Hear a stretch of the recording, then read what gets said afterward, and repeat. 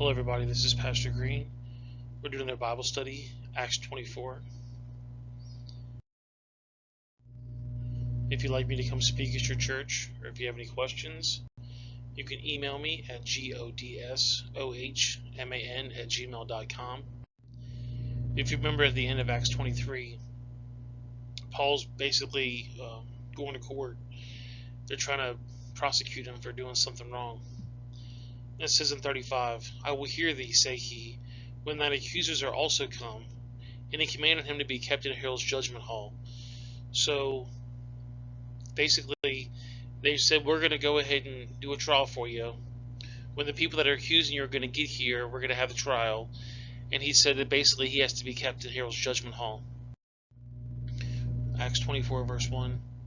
And after 5 days, Ananias the high priest assented with the elders, and with a certain orator named Tertullus, who informed the governor against Paul.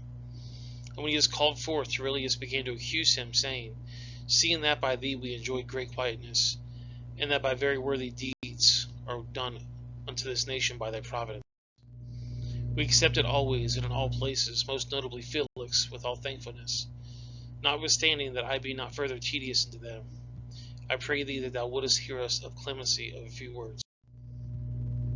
For we have found this man a pestilent fellow, a mover of sedition among the Jews throughout the world, and a ringleader of the sect of the Nazarenes, whom also has gone about to profane the temple, whom we took and would have judged according to our law.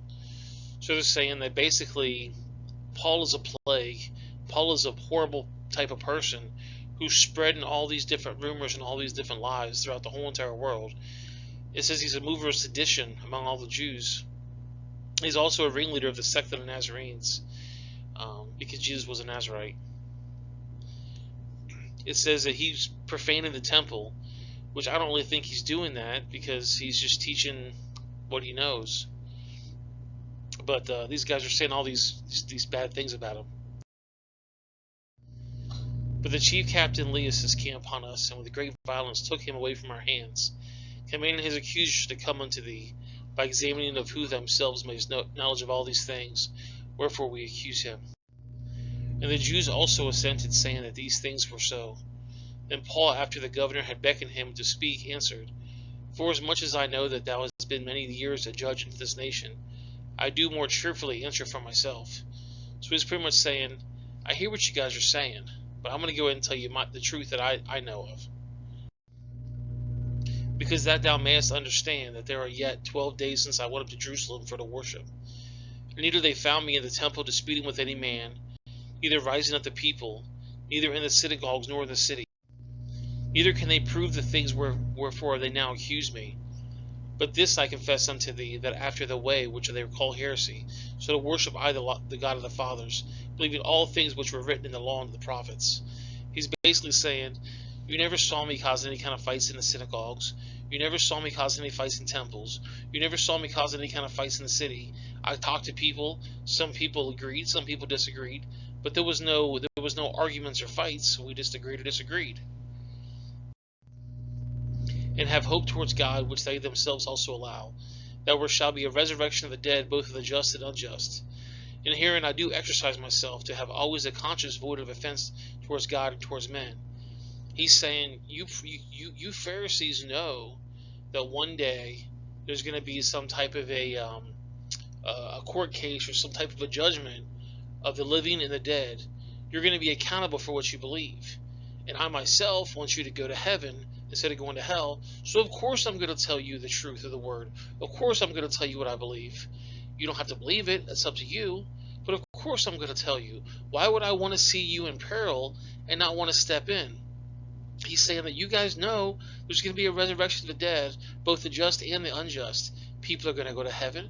People are going to go to hell. And I'm telling you right now, I want to see you going to heaven. So of course I'm going to tell you what I believe.